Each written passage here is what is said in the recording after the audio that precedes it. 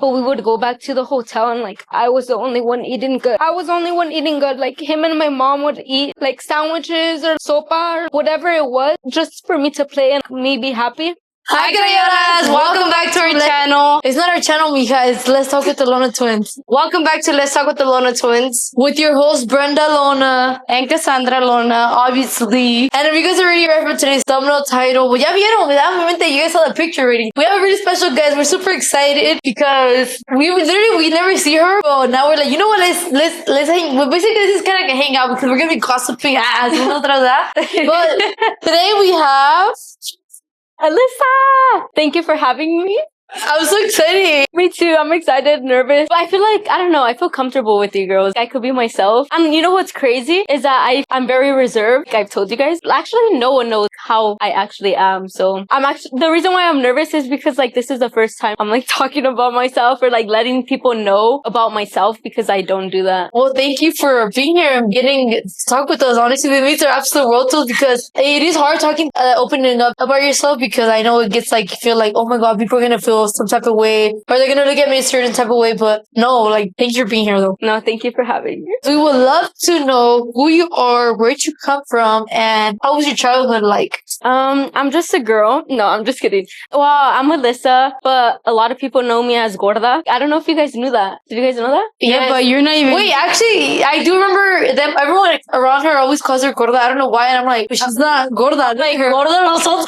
No, yeah. So my nickname's Gorda. Gord. My mom even calls me Gordini Ferrucini. I'm like, girl, I don't even like fettuccine. But yeah, so that's my nickname. I'm 21 years old. I go to school for psychology. I have 2 more years left and then I work and then I do modeling and on the side, I film with friends. My childhood, oh my gosh. I had a good childhood growing up with my siblings and my cousins. We would always like do funny things or like de traviesos. My whole childhood was playing softball. It was every day, every weekend. I was a pitcher. My dad was hard on me. He'd be like, if you don't throw the ball every day, I don't know if every day or 3 days a week, at least 30 minutes, you can't go out. And me going out was going to my grandma's. So he was like strict on that. But I thank him now that I look back that I'm older because if he wouldn't have put me in a sport or whatever, who knows? Like maybe I would have done other things that other people my age were doing. You get me? So yeah, I was like into sports. Wait, why do they call you gorda? It's because when I was a baby, I was fat. I would sit down and like everything fit me like a crop top. I had like fiber rolls everywhere. That's cute. Oh my God, I love that. That's so funny. That reminds me of us when we were small. We were chubby too. I love chunky babies. Me too.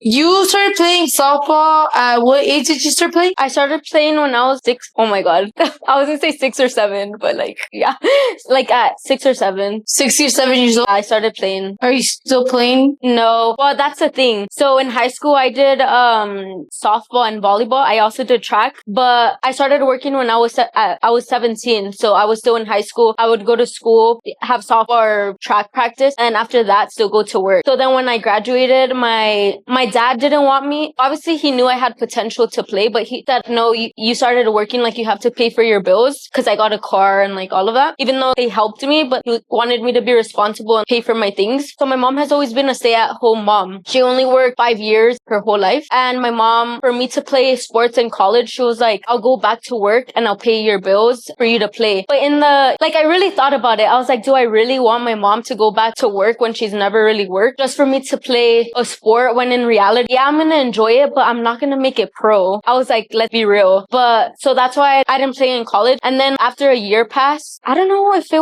what I did. And I went to go play a sport or something. And my parents were there and my dad's like, so you're not going to play a sport this year in college? And I was like, no, why would I now if I stopped playing for a year already? It wouldn't make sense for me to go back if I already stopped. The point was for me to go freshly out of high school, but I just didn't. Why am I going to make my mom go back for me when I didn't see myself obviously making it pro? And how did your mom take it when you said like, no, it's okay, like I'll just continue doing college? She just said, are you sure you have potential? And I know I was good in sports, but not to the point where I'll make money or go pro off it. So in the long, like, it's just for now. Like, in the long run, what am I going to benefit off of it? Do you regret it? Not actually taking option or like actually saying, okay, yeah, let me go professional or let me go play another year and let my mom go pay my bills. Do you think you chose the right decision or do you? I chose the right decision because I didn't want my mom going back to work. It just would have hurt me thinking my mom's just working for me, and for me to play a sport where I'm not going to make it anywhere in the long run is just for college. So I don't regret it. I feel like also my parents have made us very independent for us to work for our own things, work for everything. Me, like, choosing to work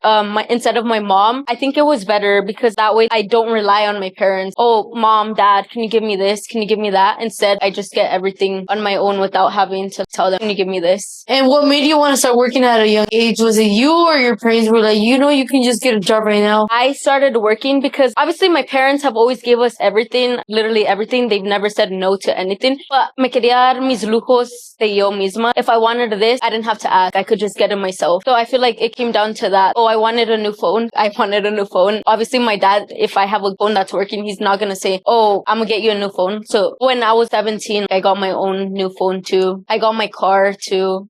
17. And do you regret starting working at a young age, or you think it, or sometimes you question, you're like, man, I should have waited and actually just focus on school, but now I'm like, I already know what it is to win money. I regret it, but then I don't regret it. I regret it in the way that I always had school, sports, and then school. So I feel like I didn't really enjoy going out in high school or whatever, but I didn't want to either because it was just for functions and that. I literally only ever went to 2, but because my brother was going. If not, I wouldn't have gone. But I didn't miss out on anything in high school, but I didn't enjoy like my last year, like doing some things. But now I do think maybe I should have waited till after high school just because now I'm stuck to work for the rest of my life. And now that you're in college doing psychology, how did you manage to get into that field? Was that the first thing you wanted to do after high school? Or is that you're like, oh, I'm just going to go this route? It just fell into your path? Well, back then, since I was little, I always said I wanted to be an OBGYN, the doctors that bring the babies into the world, because I feel like there's not a lot of, I don't know, I feel like I haven't seen many women in that field. Mostly it's men. Maybe a girl would want a girl because we'd feel more comfortable. But then I saw it was a lot of school.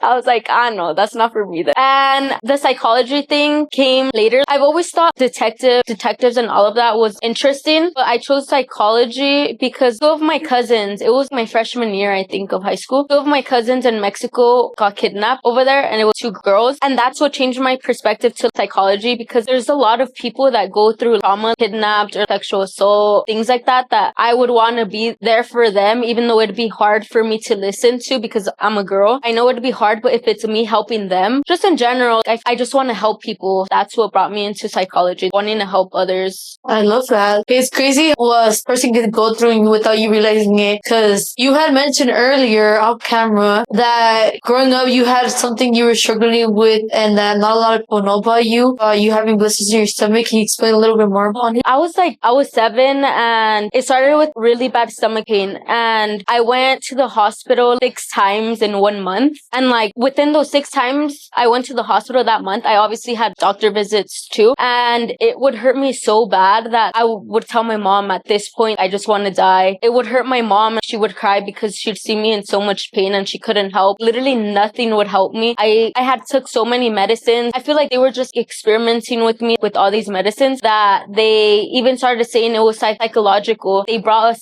psychologist and 5 nurses into the room on my last hospital visit. They were saying it was mental and all of it until I had an appointment with a specialist, and they scheduled an endoscopy. They put me to sleep and they put a camera through tucked my stomach, and I have chronic gastritis, which is never going to go away. I have to take a pill every day, and that's what I told you guys I don't do. I shouldn't be eating chili. I shouldn't be eating carbonated things. I shouldn't eat comida con mucha grasa. I just don't take care of myself. I know I should, but I don't, because I don't know, I'm very, if it's my time, it's my time. But it's bad because if I don't take care of it, it could actually lead to cancer. Have you stopped taking the medication because you're just, I'd rather risk my life to the fullest without restrictions, or you do take it occasionally? You're like, okay, maybe I'll take it today. I don't take it, but there's times, okay, I'm getting scared. I'm bloated really bad. My stomach feels like a rock. So I start taking it, but then I'll stop again because I feel I'm okay. I get really bad when I go to Mexico on vacation because I'll eat the chucheria, I'll eat like chips. I'll live the eating life over there. And then when I come back, I'm like, I'm scared. I'm bloated. This is happening. I need to go get checked. And how do you deal with that in mental battle in your head? Because I know you say you don't want to take medicine because off camera again, you were telling me that you took in so many medications that you're scared to feel like you're going to get codependent and you feel like they don't work. I feel like that has made me not want to take medicine at all when I'm on my period, TMI. But when I'm on my period, I get cramps, don't want to take medicine, or I have a migraine or like that, and I don't take medicine just because I went through so much pain that now nothing compares to that pain. So if I was able to do it back then with all these medicines that didn't help, cramps, migraines or nothing, I could deal with it naturally. And that's what I like, doing everything natural. He's a warrior.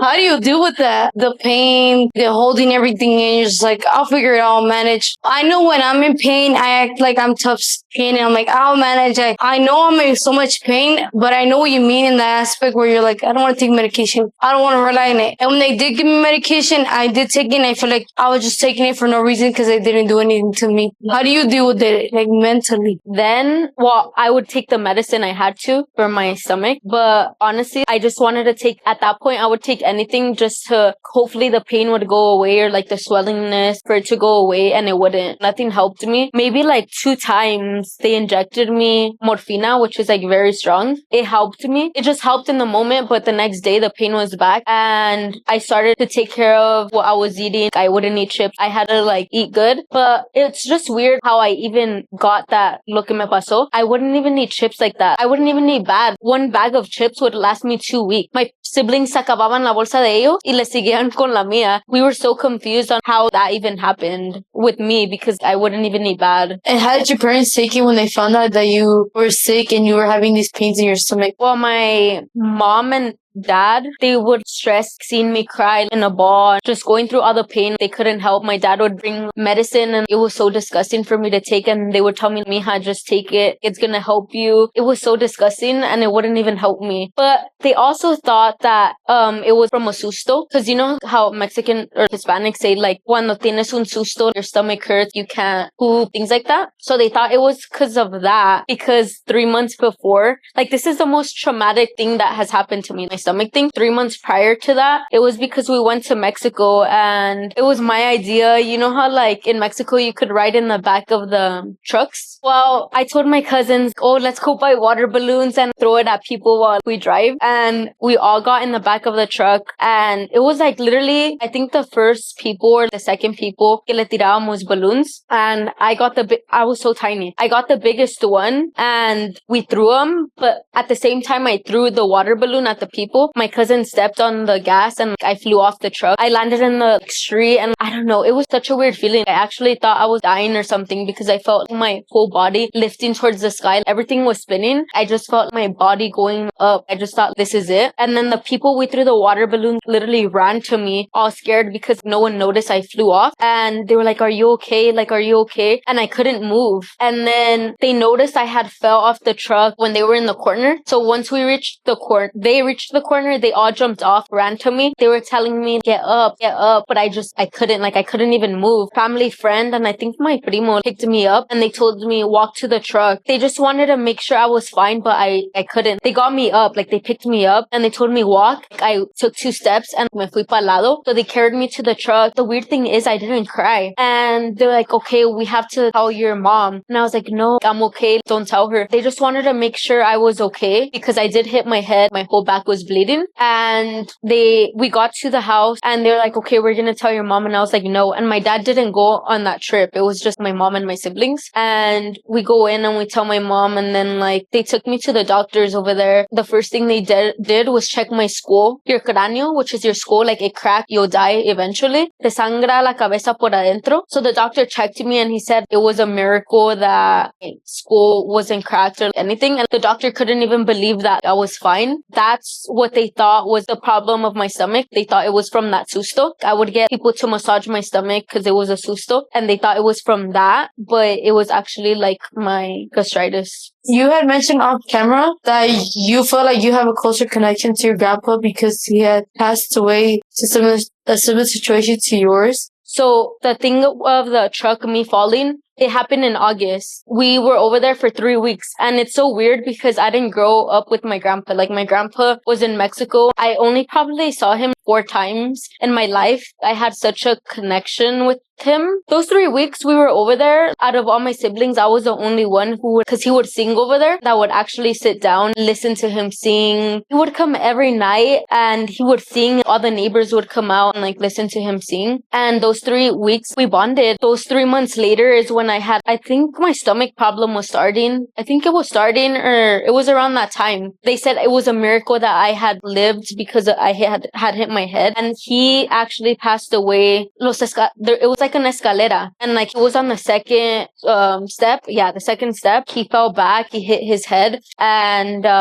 his head started bleeding from the inside internally, and that's how he passed away. But a lot of people say that it was a miracle I'm here, but they feel that he gave up his life for me because it should have been me instead of him. That's how I feel connected to him. He was only 58 when he passed away. I don't know if it should have been me. Yeah, if he gave up his life for me. So I feel like that's why I'm so connected. Literally, I'll hear all his songs he would sing. Music to me is so beautiful because of him. He's the reason why I got my first tattoo. Do you believe that that's truly what happened, or you tell what your family or your friends were kind of convinced you to believe? At first, I didn't even think he gave up his life for me or whatever. I just thought I was a miracle. But then people started saying mine was pretty bad. It should have been for me not to be here and for him to still be here because it was only off the second step and me, it was off a truck. At first, I was like, I'm a miracle. His was like an accident. But then when people started saying it was the same situation, it started to make sense to me. He was young. I don't think it was that bad for him to have passed away. And I just hope that everything I do, I think of him and I'm like, I just hope I'm making him proud because maybe it was that he gave up his life for me. I just think about him every time I go to Mexico. The first thing he would do, carry me and spin me around like I was a little girl. And every time I go to Mexico now, it's not the same. I don't even hear him sing like how I would. The only thing left I have is listening to his songs because we have CDs and like that's the only way.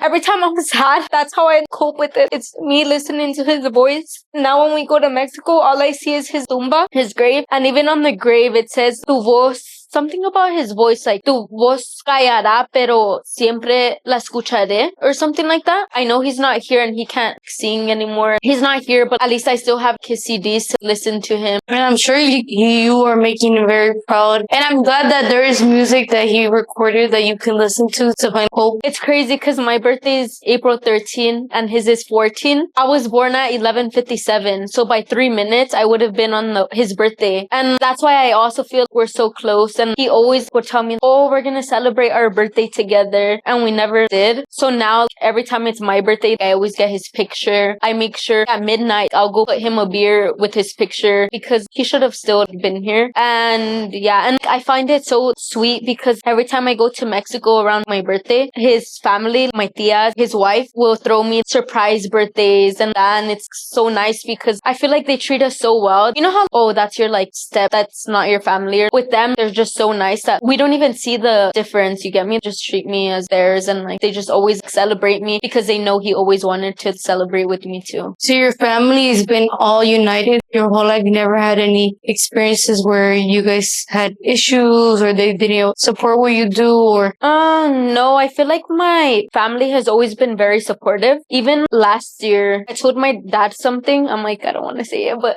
I told my dad something that I thought he wouldn't support me. And he told me and it made me cry because he was like, I'll always support you no matter what. Coming from my dad, he's scary. Yeah, I would have never thought my dad would support me in what I told him, but he supported me. I felt like that made me happy.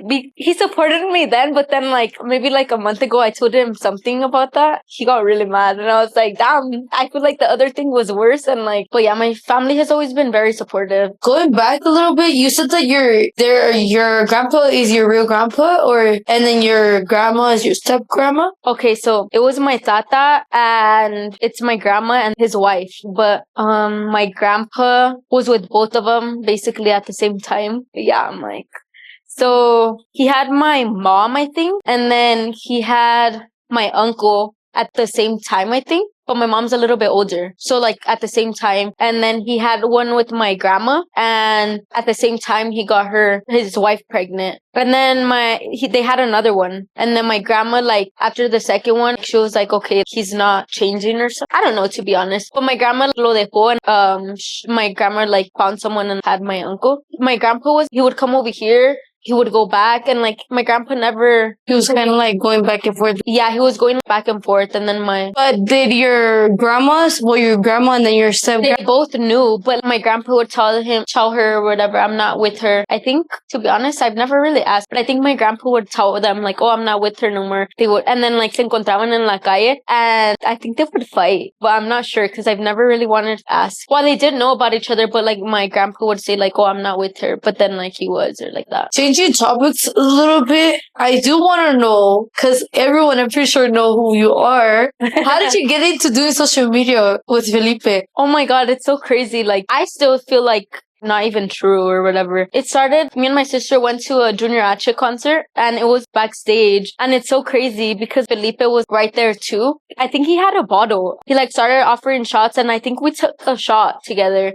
Yeah, it's so crazy. That's how we met. He then invited us to was it Zumba? Yeah, it was a Zumba vlog. And we went ever since. But I told you off cameras too, like I liked how it was like so genuine off cameras. I appreciate him and like the Chicos Toxicos so much because like they're actually off cameras really good friends. I don't know, I feel comfortable with them. And I told you like I appreciate genuine friendship over like friendships on camera where it's just fake or like, I don't know how to say it, like not authentic. Not authentic. I'd rather have an actual friendship with someone than like it be on cameras, it be fake. Have you ever had any friendships where you had bad experiences or they're not authentic? Yeah, that's why I feel like I'm so reserved. I don't know, the environment I've been around, they're so, I don't want to say it, but fake. Like we could be talking right now and then later they hang out and they'll be talking shit about me and then I find out and it's so, I feel like that's why I also have like, I only have like 2 good friends, but I feel like I'm very reserved in the way that like I have trust issues with even friendship. And over the years, has that became a trauma of yours where you just became very isolated to yourself, or it was a recent thing? I don't think so. I feel like it's not trauma, but it's just I'd rather not be talked about, even though like everyone talked about everyone. But I'd rather be more like them not know anything about me and only what I want them to know. Because if I tell them everything, then everyone in my friend group or whatever is gonna know. The only thing they know about me is what I let them know. And that's what I like. Even though sometimes it's not good, I like it better. I don't know. I just don't want anyone knowing my business. And that's why I was actually nervous to do the podcast because no one really knows who I am. Actually, the other day, one of the Chicos Toxicos told me, oh my God, like you're actually really fun, but you're just reserved, huh? I'm fun, but like only the people I'm comfortable with and like actually get to know me. And like I told him, you guys know me, but you don't know me because I'm comfortable, but like I'm not easy to open up with. Do you feel like it's hard for you though, that you can't tell people how you feel since you're so reserved? You feel like I don't want them to know this side of me because yeah, I know it's hard to open up to people and let them in because you feel like they're going to say something or whatever the case may be. But do you feel like it's hard for you because you feel like you can't bond with certain people just because I don't want to let them in to see that side of me? I don't like showing or expressing how I feel. Not because I'm scared for them to see a side I don't want them to. It's more like I'm scared to open up to someone and get my feelings hurt. In general, like family, friends, friendships, whatever. I rather not share what I feel or my emotions because I don't want to put my problems, my happiness or whatever I'm going through onto them because I just don't want them to feel for me. I'm like over here being happy and actually they're sad. You get me? Maybe I'm making them feel bad because I'm happy. Or like if I'm sad and they're happy, I'm bringing my sadness upon them. So I feel like that's why I don't open up, just because I also think on their point of view. What if they're going through something and I'm over here telling them, oh my God, I'm so happy like this. Also, I'm scared to get hurt. I'm over here showing you love or whatever and you don't feel the same. So yeah. And like I also grew up with tough love. Yeah, my parents showed me love. My dad was always like suck it up. And like, that was his way of saying you're good.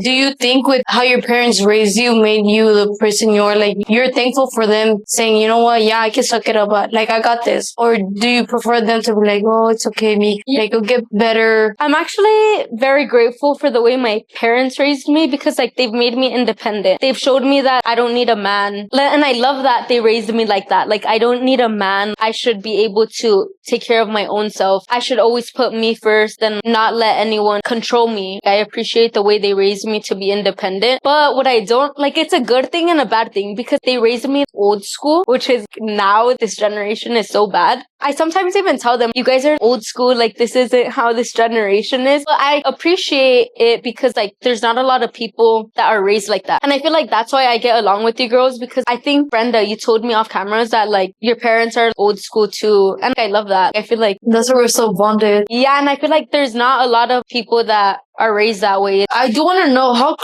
many siblings do you have actually? I have 3. 3? Yeah. Including yourself? Oh, including me 4. And are you the oldest? No, I'm the youngest. It's like my older brother, then it's Ari, then it's my brother, and then it's me. And how close are you to all of them? Okay, the thing is, like, my siblings are all super overprotective about me. It sucks in a way, but then it's a good thing too. So, like, my older brother, me and him were super close my whole life. I'm close to him, but not close to him because he moved out. So, he's always he's a tattoo artist. I don't really see him only like on holidays, maybe once every 2 weeks. So I'm not that close to him no more, but me and him were like super close. My sister, we were never close until maybe 2-3 years ago. But even now, I don't think like we're close, but not close. You get me? And then with my brother, me and him have always been close. But once he gets in like a relationship, it's like he forgets about me. That's where I become, okay, like, what about me? You get me? My older brother always says like, oh, if someone messes with you, I'm gonna F them up. Ari, I feel like she's more nonchalant. She's not very, I feel like because we're girls, you get me? Like, she's not that overprotective. My brother that I'm the closest to, we're only 1.5 years apart. So I feel like that's why too. He's very overprotective. We'll be out together and like a guy will come up to me and he's like, keep walking. He'll tell them like straight up, she has a boyfriend or like that. And he'll like make up all these lies just so that he gets these men away from me. And my mom tells him, and I'm surprised. My mom tells him, para de asustar a los hombres. Do you not want to see her with someone? Like, she needs to make her life too. It's not okay for you to like scare the guys away. That's funny. Well, I mean, I do get your brother's point though. It's in his nature because he's your older brother, you know? Yeah, I'm overprotective too, but I think the only one I'm overprotective about is him too. The same way he's overprotective about me, I'm overprotective over him. If I'm being honest, this time he brought his girlfriend, he brought her, and I was like, bruh, are you freaking kidding me? At first, I was like, obviously I like her, but in the beginning, I was like, she doesn't even know this. Or maybe she does, but I'm like, I would say, no, I wouldn't say it. But in my head, I was like, ugh, I don't like her. Like, I don't like her. But it's not that I didn't like her. It's just I felt she was taking him away from me because me and him were super close. Yeah, because you said you grew up where your dad's like, you're going to grow up with tough skin. So when you are having a hard time, do you just suck it in? Or do you have somebody you can go talk to or seek for help? Or I feel like I've always been close to my mom because my mom has always said, no hay amiga, la única amiga verdadera en tu vida siempre va a ser tu mamá. So I actually live by that because the only person that's going to be real and genuine is my mom. Even though sometimes she be giving me body dysmorphia and like all of that, I know why she says it. I would always tell her, my dad isn't letting me go out, go to my grandma's because I haven't practiced. And my mom would obviously take his side and tell me, oh, well, just practice and do whatever he says and it's fine. Like any problem or anything, I've always gone to my mom and my Nina, which is my mom's sister. I've always been close to them and those are the people I would always go to if I need help or advice or anything. I love that you have 2 family members in your family that you can go and talk to about vulnerable stuff or personal things that you feel like. To my Cayulas, I know it is a little bit hard sometimes to speak to someone, but if you have someone you trust, please, please, please talk to someone about it. Do not hold it in because it is not healthy for you to hold it in. I know sometimes it may be hard to open up about certain topics, certain people, but please open up to someone. Not if you don't trust anyone in your family or feel like they're going to judge you, there's always professional help for you guys to talk to someone. I do want to know, why don't you start social media? Because I know you want to, but there's something holding you back. You have all the tools, girl. No, I just feel like I overthink it so much. So many people have told me to start, like you guys, for example, and they say start. And these past 2 weeks, I've been in so denial, overthink, I doubt myself, and I'll be like, no, I don't think like I can make it. I feel like people don't even like me. Like, I just think I'm not funny. And these past 2 weeks, you and someone else told me, bro, you're actually funny, but I feel like I don't let others see that side side of me, only the people I open up to. I don't start because I'm scared. And I know I shouldn't be scared. It either works or it doesn't. I just feel like I doubt myself. I'm scared and I feel like people won't like me. I'll be judged. I know I think about it too much. But even if I don't do social media, people do that regardless. So I shouldn't care. But I feel like these past 2 weeks I've been actually thinking about it. I've been around people that have told me, girl, like do it, just do it. You don't have nothing to lose. So I'm actually thinking about starting, but I just don't know how. And I feel like that's why I don't also start. Well, if you're scared of people judging you, put yourself in this scenario. People are always judging us even if we're filming or not filming. So you could do it, and who cares what anybody says? People are always gonna say, have an opinion, but as long as you're true to yourself, it's gonna do good. And you're so pretty. We want to get to know you more, like on the internet. And I'm sure my crayolas and everyone else wants to see that side of you, because you're literally such a, like, I love your energy. Your energy is so pure, so energetic. You're such a humble, sweet person. Like, I don't see a lot of girls be the way you are. And same thing with your sister. You and your sister are so sweet, so humble. Since the beginning, since we met you guys have been very friends for like, what, 2 years? Fun fact, actually, when we met them, we were very reserved. At first, they said they didn't like us because they thought we were a little bit... No, we're just, not that we didn't like you. It was just, like, you know, like It was an awkward vibe. But I feel like it was both of us. And then we went to Pico and we ended up like taking care of each other. And then we just started a friendship. Like, dude, I literally love Pico. There's not a time that I've gone that I don't have a good time. I know. Pico's fun. Yeah. I'm like, we should run it back. We should. I know, it's been a while. No, but yeah, we always talk about it too, how our friendship is actually so genuine. And it's so hard to find these days like friendships like this, because I feel like everyone's just fake. They don't have the best intentions. Yeah. I agree. I feel like nowadays people want to be friends with another person to see if they benefit from them, or they just want to get something from them and they're just like, okay, bye. Yeah, and me, I feel like it's more important when we see each other or whatever. I don't care if the cameras are off. It's actually, I get excited to see you girls. Oh, we just too. I literally get so excited. I'm like, oh, we're gonna see our... I know. But I do want to talk about, because you had mentioned off camera again. We had talked off camera most of this thing because we're like trying to catch up because we hardly see each other. But I do want to know, you had mentioned you do struggle with anxiety as well as I do. How did you know you were struggling with anxiety and how do you cope with it? Well, I didn't know until I really sat down and started thinking about it. 2 days ago, I started thinking, how did I even start with anxiety? And it was actually at an older age. It was during COVID when I was in high school, but everyone was home. We weren't going to school. We weren't doing anything. Someone in the family's ex, I don't want to say, someone in the family's ex would come to my house, make scenes really bad. They would kick the door. And mind you, it was just, well, my mom and my siblings at home. But I think it was just me, my brother that's like a year and a half older than me, and my mom. I still had an online school, so I was the only one in the sala. And they would come knocking. And like literally still to this day, if anyone knocks on my house, we all get scared because no one ever knocked. The person would come, would insult my mom. I was the one that would have to open the door, deal with it. Just because I didn't want my mom to deal with it, because my mom would get paranoid. My mom would get scared, like she would get headache. I was like, okay, like I'm gonna deal with it instead of my mom, or we would both deal with it together. Either I would be calling the cops or recording or dealing with it. I feel like that's where it all started, and they weren't my problems, but obviously if someone in my family is going through something, I'm gonna go through it too. And so it started then, and so we were home. We couldn't do anything. We couldn't go to school. So I was always home and going through that at the same time. I feel like this took a big toll on me too, because we were always home. My friends, my best friends in high school would all hang out and they wouldn't invite me. I'm going through all of this. I wouldn't tell them either what I'm going through, but obviously like you shouldn't exclude someone or be mean to someone because you don't know if they're going through something or not. That took a big toll on me, and I didn't have no one to open up to. If my own friends are inviting me, how am I going to escape the problems I had going on at home with like my family members? And I just felt anxiety started because I had no one to open up to. Obviously we would all speak to it about it as like, we would all speak about it as a family because like the person was going through it. Besides my family, I didn't have no one because my friends were excluding me, and I would tell them and then they'd just be like, oh, it's because this person invited me. And it's just like, you guys never knew what I was going through. And it's crazy. So I stopped being their friend need because those aren't real like friends. And I had enough going on. So I was like, I don't want this. We had to go back to school, start in school. And they all reached out and apologized like, oh, I'm sorry. And I just told them, well, you guys, I was going through like a really hard time and you guys weren't there for me. They said they didn't know what I was going through. And I get it. They didn't know, but still, I feel like you shouldn't exclude someone or not be there for someone, even though you don't know what they're going through. And I feel like that also has a lot to do why I'm so closed off and I don't tell no one. I'm just scared to get hurt by people. We were cool and like I would see them at school. I would hang out with them. But then I also had other friends that made new friends. So I was with like, I would go back and forth. I feel like that's how my anxiety started. The person's ex in my family and then not having no one to speak about my problem. Y estabas diciendo que estabas pasando por ansiedad y cómo pudiste manejar ese sentimiento o cómo controlarlo, cómo asimilaste que, ay, no estoy bien, like, me está dando como un pánico de ansiedad, cómo pudiste pasar de ese tiempo que viviste. Pienso que toda la familia estaba pasando por eso.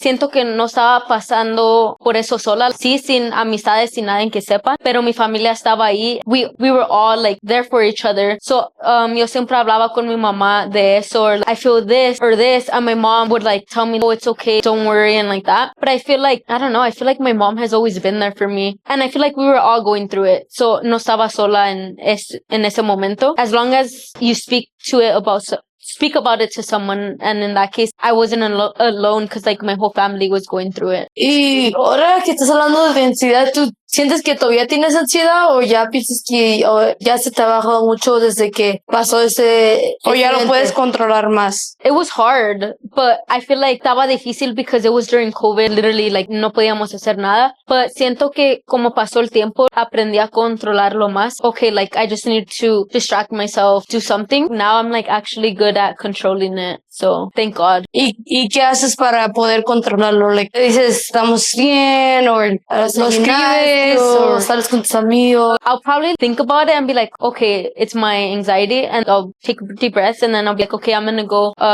do this or do that. But honestly, what actually really helped me, and like, I think that's what like helped me control it so much, is the gym. Like, I feel like the gym has been my escape. If I'm mad, sad, anything I'm going through and I go to the gym, it's like I forget about it. Speaking of the gym, how long have you been going to the gym?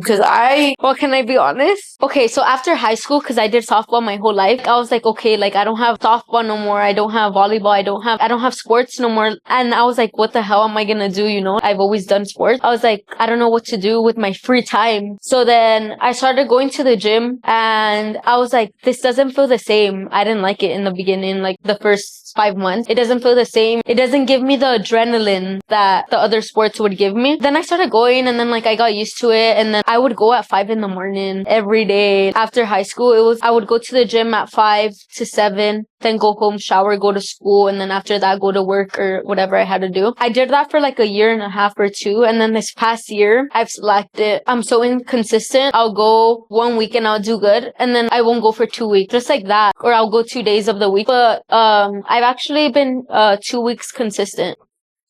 So that's progress. Yeah, so I've been 2 weeks consistent. I feel like I don't have like a set schedule. And I wish I did, but I just feel like everything is so random in my life right now that I just go to the gym whenever I can. Like, it could be in the morning or late at night. But I've been trying to make it a priority. I don't care what time of the day it is as long as I go. So that's been me these past 3 weeks. I go either early or... Dude, I was actually on FaceTime with Brenda like last week and I felt so bad for you, Cassie. It was like midnight. No, it's because like they started on the phone with 10. It was 10. They started the FaceTime at 10. And I was up with her till like 12. And then I looked at the time. I was like, okay, maybe she'll shut up. But I don't mind that she was on the phone with her. It's just this one acts like she also has a microphone. Like, she's over here. Yes, like, shut up. Like, if you're gonna talk, at least talk low. Then she had her headphones on so she can't hear herself talk. Yeah, girl. So let me tell you right now, like, Brenda, shut up. Like, and I told her like 3 times. And then eventually I was like, Brenda, ya cállate, ya es tarde. Like, it was 2 a.m.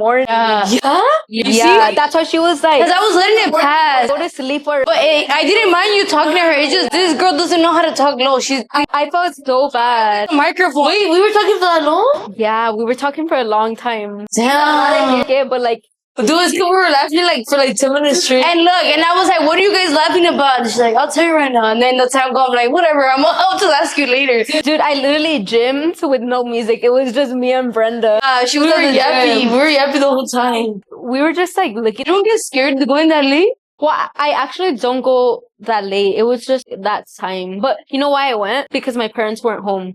You're like, no. If not, You're like, no, hell no, a tu casa. yeah, my parents weren't home, so they're not gonna tell me it's late. But yeah, that's why it was. The latest I've gone is maybe 10:30. Yeah, that's not bad. And I get out like at midnight. Yeah, but she went at 12, like literally at 12, and I was like, But it's because if I didn't go, hey, no, but that's dedication. I applaud you for that. if I didn't go, and then the next day I knew I wasn't gonna go because I had a long day because of the event, and I had like so many things to do that day, and yeah, so that's why I knew I had to go. Oh yeah. Changing topics just a little bit. How do you feel with the whole immigration thing happening with ICE? So sad seeing kids separated from their parents or family, because there's even immigrants in my family, and I don't know what I would do if they weren't here. What would I do? Don't think I would be able, like I wouldn't be able to handle it, especially one person in my family that I'm so close to. I don't even think about like ICE like that, just in general. If she's not here, that's one person I will never say no to. I'm always there for her. I could be laying down and she'll ask me for a favor, and like I would get up as much as I don't want to. It's so sad to see everyone going through that, especially llegan in so many cars, and they don't just take one person, they take so many people, and it sucks because those people are the most hardworking people. So many other people get it handed to them, and these people that actually work harder getting taken. I know you're in the process of starting your whole social media. Hopefully when this video is out, she's already in her first video. Fingers crossed. What is a piece of advice you would give somebody that would like to start social media or is considering doing it? I would just say, just start. Me, I have to take my own advice. Just start. Don't care about what others think, because regardless, they're still gonna talk about you, like good or bad. And yeah, I just feel like it's that, because even I feel like it's me against me. So in that case, don't let it be you against yourself. Just do it, and if it works, it works, and if it doesn't, then like just keep trying. You get me? In my opinion, I still think she is considered a content creator influencer. She might not have a page herself created or built, but she has been working with Felipe and the Chicos Tóxicos, so you have created your image already. I think you just need a little push to start your own thing. So don't be discouraged. You know, actually, our first influencer friends we met were the triplets, and then you guys. Really? Yeah. Oh, I feel honored. We were like the first. Wait, were we first? No, it was the triplets, and then right after the triplets, it was you guys. Yeah, because then that's what, remember when we were at Danny's house? And then the Chicos Tóxicos that I love so much. That's crazy. I hope, I pray, let's fingers crossed, that she starts her page soon, because I'm pretty sure they want to see you, Alyssa. Like, maybe my first video will be with you girls. well, fingers crossed she does too, because we would love to see more of you. It's because I'm just shy. You shy? I'm shy, but like I feel like you girls know me. I wish they could like get like. I wish you guys. There's a camera with us, and then you guys can see how she is. Yeah, I really hope so too. Look, my piece of advice to you is start, because you never know where this social media will take you. Who knows? Like maybe you being shy right now will help other people. Because she already does modeling. I don't know if you guys know this, but she has come in music videos. Like she has come in shoots with big artists. I'm like, what? You're already doing what a lot of people wish they were doing. So I hope you start soon. I really do hope before the year ends. She will have a video. Yeah, because I told her, I think you opening up will be kind of your ticket to wanting to do social media, just because she's being vulnerable with you guys and with us, which we appreciate. Thank you. Yeah, I do want to say thank you for opening up to us. Honestly, I feel like I knew you, but you opened up to us more than you ever had. So I do appreciate you for opening up to us and getting vulnerable with us, because I know it is, especially you, because I know you're so reserved. I do appreciate you for coming out of your way to come all the way over here and sit down and talk to us and our Crayolas, because I know this get a little hard, and I'm sorry for your loss for your grandpa. I know he's very proud of you, and he's looking over you. You're doing amazing. I'm sure he's applauding from up there. I know he is, because you're doing an amazing job. You got a car at a young age. You're working. You're making your parents proud, and you didn't even realize that you've done already a lot without you even realizing it. And I feel like that's true. I do things, and I just feel like it's not like enough, but just because I want to give back to my parents for everything they did for me. Let me tell you guys, because like I didn't really tell you guys. There was times where my dad was laid off of work, and like I don't know if I was too too young or what, but me and my brother, I don't know if how we didn't know or like what, maybe we were just like happy kids, but there was times when my dad didn't work and we didn't have food, and my mom would make us, the sopas de spaghetti. Me and my brother were happy with just the sopa, just eating it like that. I feel like we were just like happy kids, or maybe we knew my dad wasn't working, but maybe he didn't put the stress about not having money on us that we didn't know or what it was. But me and my brother were happy with just that. I owe so much to my mom and dad. My mom's always been a stay-at-home mom. Maybe she only worked like 5 years. My dad has always gave us everything, and I just feel so bad for my dad because I tell him I appreciate him so much all the time, but I don't know if I do it enough. But he's always worked and he's never bought himself anything. He's gave us everything. Me, my siblings, my mom, everything. But he never thinks about himself. His dream has always been to get a truck, and he's never gotten it just because he's always bought my mom like cars. And it's not that my mom asks like, oh, can you get me this car? It's just like him, oh, we need a car, and he'll get her the car. And he's never bought himself anything. And back then I would get so mad because I wasn't allowed to do things because I hadn't practiced or like that. He was strict on me with softball.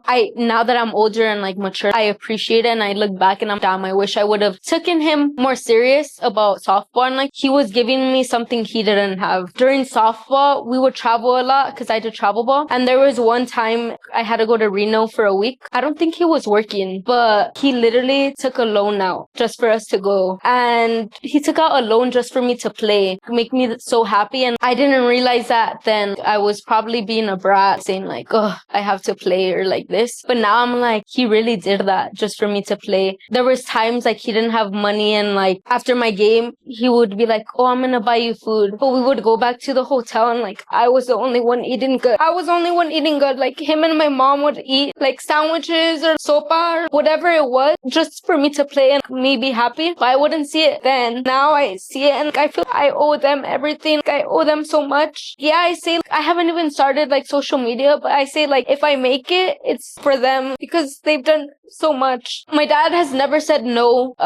He's always been there. And my mom, sometimes there's times then that I would say like, oh, I don't want to ask my dad for this. I feel like it's too much. And my mom not work this is little ahorros would give me money, things for me to get because she knew I didn't want to ask my dad. I don't know. I just feel like I owe them so much. Recently, I was bumping heads with my dad a lot, but because he worked out of town all week, he would only come home weekends. And maybe like a month ago, he's been home already, like working close by. And I told him, I was like actually curious because I was curious, like, how did he start working and what he does? Because he doesn't have a degree. I was like, and he makes like decent like money, like okay money. I'm like, how did he do it? It was 4 kids and like having my mom as a stay at home and him working. I don't know how he did it. You get me? So I was like, Dad, how did you even get into working into this? And he told me, no one really knows this, but my dad didn't grow up in like a good environment. He was cholo or whatever. And I was like, how did you get into this? And he told me it was your uncle, which is his brother, that didn't know. I didn't think they were close. And he told me that my uncle told him, because I guess my dad was like super smart. Like in 8th grade, he was taking college credits. And my uncle told him, you either focus in school and I help you with whatever you need, or you start working. My dad kept messing up. He put my dad to work, and one time my dad got in trouble and he got locked up for a couple of days or something. He said he walked from Norwalk to Downey or something like that. And he walked all the way to like a military recruiter place. He told them like, I want to change my life. And my dad told me when we were talking, like, I knew that life wasn't for me. Like, I knew the people, my friends around me enjoyed that life, but I didn't. He was like, I was tired of it, getting in trouble all the time. And my dad walked to the recruiting thing and he told them, I want to go into the military. My dad did it to save himself from getting in trouble. I guess my dad had court for like 3 different things, and they were like actually things he should be in trouble for. They actually sent him to boot camp or whatever, and he had court, and my aunt showed up to court for him, told the judge that my dad was in boot camp. He's trying to change his life around. And when when my dad came back from boot camp, the judge made my aunt tell him to go see him, and my dad went, and they told my dad, because my dad had to write them a letter, and they're like, you're actually really smart. Why are you getting in so much trouble? And they dropped all the charges on my dad. I literally started crying with my dad having this conversation a couple weeks ago. And I feel like since then we've gotten close again, like closer than we've been in a while. And he said that that's how he changed his life. I was telling him, like, I appreciate you. I know no family's perfect, but I appreciate you for changing, because I can't imagine a different life, him in and out of jail, or like maybe he wouldn't even be here. Who knows? I would have grown up in a totally different environment. So my dad went to the military, and when he finished his years, he asked someone about what he does now, and they showed him. And when he got out of the military, he started working in that. I admire your dad. I really do. If you're watching this, you're doing an amazing job raising your kids. And you've done since the beginning, so now you've done an amazing job. You should be proud of your daughter. She's doing amazing. Thank you for your service. I genuinely do appreciate it. And I know it probably was hard for you. And I'm so proud of you I can't express this enough. You're doing so amazing. Like, you just don't realize it. Cause I feel like since you're so reserved and you don't see it cause you're tunnel vision. From our perspective, I can see all the hard work you're doing. Yes. You're going to school. You're making time for yourself. You're finding a way to not let your anxiety get to you. And you're trying to make yourself a better person. You're doing all these things without you realizing it. You're doing more than to your parents. I'm sure they're proud of you, especially now because you're doing all these things at the same time. Going to college and making time for yourself and your family is hard as it already is. And you're doing it. And you're already going to go your third year of college. That's admirable. For me, seeing it from your friend's perspective, I admire you for doing all these things that you're doing now. Thank you. And I'm also grateful for my mom, because there's times I've been home and I see everything she does. I'm like, dude, being a stay-at-home mom is not easy. It's like a whole job. I just see her and I'm like, dude, that's a lot. She would make breakfast, lunch, dinner. And Aun, we're all old and she still doesn't stop. She's always doing something. Sometimes my dad will come home and be like, you had all this time and this isn't done. Like a typical, like, dad, dinner's not ready. Like, you had all this time, but like my mom doesn't stop. I admire her too. When my dad wouldn't give me things because she didn't work or whatever, but she made it happen for me too. And I appreciate her. Like, literally, she's like go-to person. She's my best friend. I was telling you, a lot of people will see me like, oh, she's just a little girl so close to her family or whatever. But I see it as like my parents are everything. Even if older as I get, I still think my parents will always be my everything. And like, not that I have high standards, it's just the bare minimum, but I feel my parents built a foundation where I don't want to settle less, especially if they've made me so independent. I'm like lost for words because I'm impressed. I met your parents. I love your parents. If you're watching this, I love you guys. And actually, not a lot of people know about my parents. My mom's more social, but my dad's so reserved. Maybe I also get that from him. If he's struggling, he will not tell anyone. There's time when we were little, we've almost lost the house and he wouldn't tell no one. Like the last moment where like, shit, we might actually lose it. He would tell my tia, which is his sister, and been there when we most need it. And that's why I appreciate her too, because when we were most struggling, like she's been there. You're strong. I admire you for that. What about your love life? We want to know a little bit. ¿Traes un novio por ahí or? No, I'm actually single and I've never had a boyfriend. People are always surprised when I say I've never had a boyfriend. And you know what's crazy? Like me and Adi were actually talking about this the other day.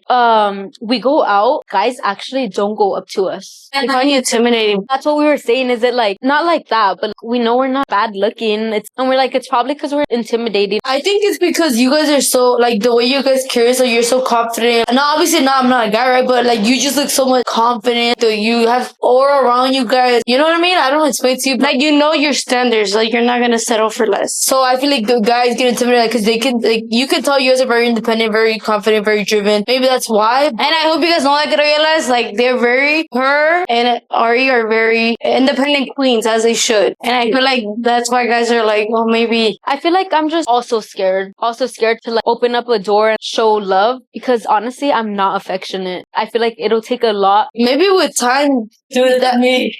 Ladies, we're the same. But maybe with time, it's okay not to be affectionate, because not everyone's affectionate. For example, I'm not affectionate, and maybe with time that will grow into you. It just maybe it's not the right person that you feel like you can be affectionate with.